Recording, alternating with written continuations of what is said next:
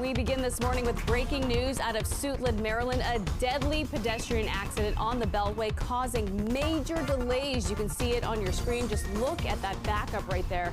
But we do want to say thanks for starting your Friday morning with us here on DC News Now. I'm Tanaya Wright. Good morning. I'm Tosin Fakile. Jackie has an eye on the forecast. Some changes coming in that department. But first, let's get to that breaking news. Shanika, in Prince George's County and Suitland, that backup has been going on for a while. Yes, unfortunately, that backup is pretty much growing at this point. So the outer loop out of Prince George's County, this is a live look at what's happening right now at the point before this fatal crash. So I'm seeing reports of a fatal pedestrian crash right near Allentown Road. Just past this point, you will see it's closed completely. And you can see it's just a mess right now on the outer loop. As you can imagine, this crash, I saw this report, it came in around 4 and it is still looking like this. Now, here's Branch Avenue. You could definitely bail out and take Branch Avenue or the first Allentown Road. Now, you can take the first exit to get to Allentown Road right before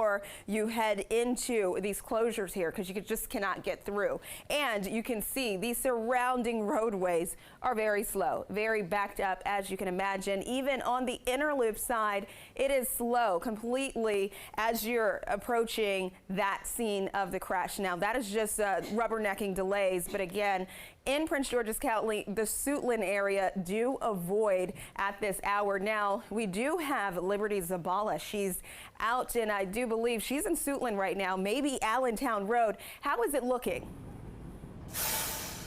Good morning, Shanika. This is Allentown Road, and this is the major backup you're seeing this morning because of that fatal crash investigation on 495 at 95 near Allentown Road that you've been reporting all morning long. Look at all these cars. They are barely moving here.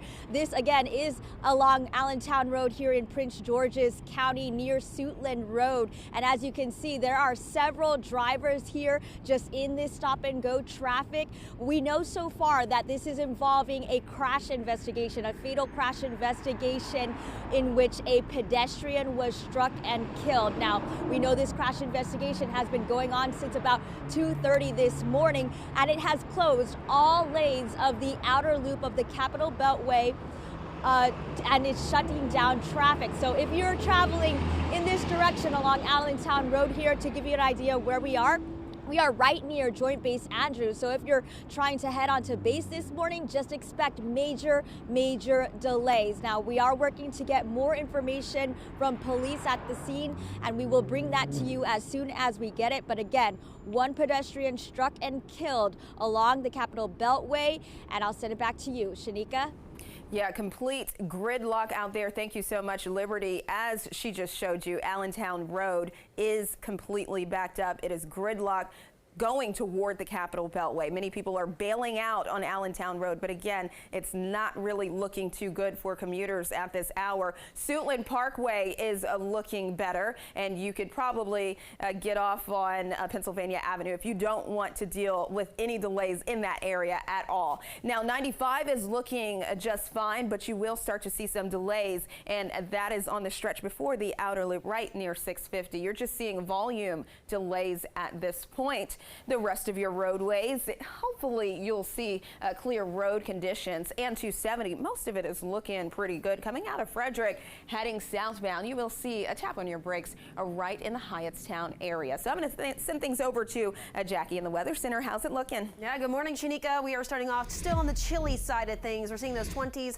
and 30s though for much of the area now, but still a couple areas stuck into the 20s. Seeing Woodstock, Martinsburg, as well as Culpeper and Waldorf as well. We're upper 30s still in DC, just shy of reaching 40 degrees at this hour there. Satellite and radar showing us we're still tracking some of the clouds pushing on through. Radar, though, that is all clear. Not tracking any precipitation for the day today or for the day tomorrow. Sunday, though, we're tracking some soaking rainfall, especially later on Sunday afternoon and evening. But highs today, mid-upper 50s with the sunshine returning. Still partly sunny tomorrow before we see the clouds, the wet weather, and also the wind on Sunday. I have more details on that system coming up. Guys. Thank you, Jackie. D.C. is opening a real-time crime center to help tackle the rising crime rates. The center is expected to open in about 2 months, and it'll be a hub for law enforcement to monitor surveillance cameras in real time 24/7. More than 300 cities and counties across the country have these crime centers that help police respond to criminal activity. Each center is based on the needs of the area, using security cameras, school cameras, license plate readers, and more. D.C. Police Chief Pamela Smith reveals how the crime center would work. We will not be using AI and/or facial recognition. The RTCC will serve as the nerve center of law enforcement in the District of Columbia. The D.C. Real-Time Crime Center is set to open in February of 2024. So let's take a look at those crime numbers that police have. D.C.'s murder count is up 32% from last year, with 254 homicides so far this year. Violent crime overall is up 40%, with more than 5,000 incidents recorded so far. MPD showing 928 carjackings. That's a 107% increase compared to a year ago.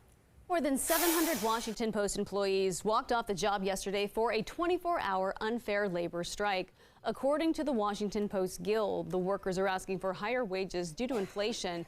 They also mentioned recent layoffs in the company's effort to buy out employees.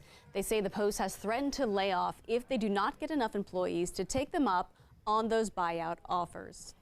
I'm really hoping that it sends a message that, like, this company is nothing without us. This newspaper does not work without us. The day-long strike is the most serious for the Post in decades. It ended at midnight. Your time right now is 8:05 this morning. In West Virginia, picketers rallied outside of the Postal Service Distribution Center in Charleston yesterday.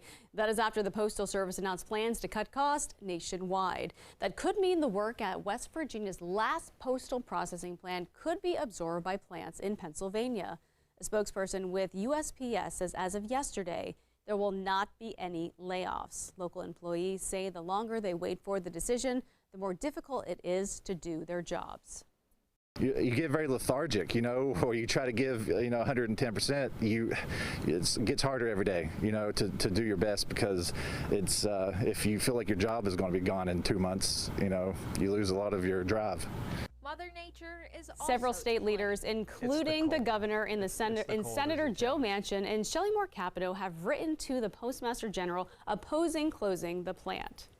A little closer to home, controversy in Anne Arundel County. A mother says her 7-year-old daughter was kicked off her cheerleading team because of her hair. Our Yamari Sase spoke with that mom about her frustrations. So in a statement on social media, the Maryland Twisters cheerleading team says they support inclusion, including hair policies that support all races. But one Maryland mom says most recently that wasn't her experience when it came to her daughter. I felt really sad because I got kicked off the team. They said it because my hair was too thick and long. 7-year-old Ryan Brunson loves cheerleading, but she never expected her recent competition with the Maryland Twisters to be her last, all because of the hair policy. The first thing her coach says to us is she can't wear her hair like that. Brunson's mother said she had the option between 2 hairstyles selected by the team, one of them being a half up, half down style. But the requirement was the hair had to be shoulder length. This was the reference photo given, and this was Ryan's hair the day of competition. I need to understand, what about her hair is wrong, because I copied it off of an approved hairstyle that you guys provided for us. And she went ahead to take Ryan's hair and go like this and was like, see, it's easy. You just put it up in a ponytail. Her mother expressed her frustrations to the team's management via email, and they told her, in part, I know in your attached photos it seems similar to the other girls in the photos. She has much more hair than this photo showed. With that said, Ryan needs to have her hair in a high pony for the next event. Ultimately, the conversation ended with Ryan being kicked off the team. Why would they kick me off the team? Because I didn't do anything. She's dedicated so much time and so much energy to the sport. And for someone to make her so easily disposable, it really upset me. In a statement posted online, the Maryland Twisters said in part, we are saddened at the allegations of racial bias and embrace our athletes of all races, creeds, genders, and experiences. I think that the cheerleader organization needs to look at it as a whole, about how they're making children feel about their hair, their makeup, their weight, everything. Everything across the board, appearance-wise, these kids just want to cheer. Reporting in Maryland, I'm Yamari Sase, DC News Now.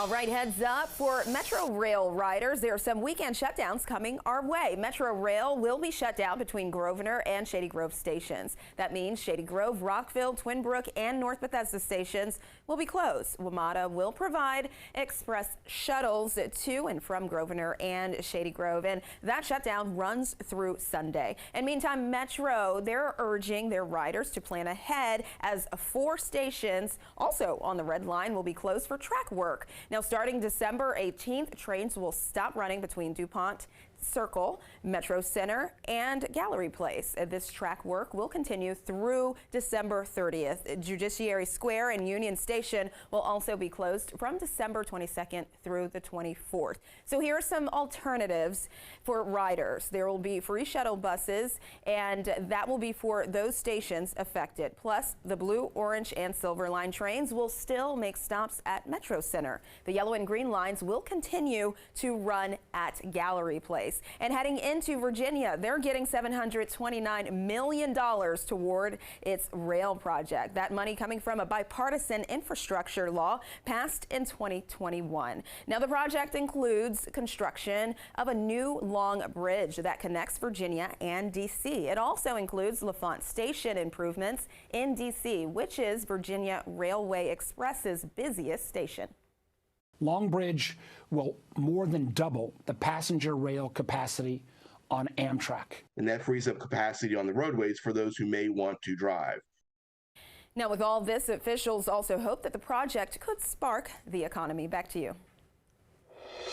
All right, Shanika, thank you for all those traffic updates. The holiday season, it continues with the first night of Hanukkah last night. Hagerstown Rabbi Mark Perman says with everything going on in the world, the celebration of peace takes on a special meaning this year as the war between Israel and Hamas continues. The rabbi says the word Hanukkah means dedication from the time a small band of Jewish fighters saved their temple and rededicated the menorah. The menorah lasted 8 nights, longer than expected. And last night, people gathered at the Ellipse just south of the White House to mark the first night of Hanukkah at the 45th annual National Menorah Lighting. The world is ultimately run by God.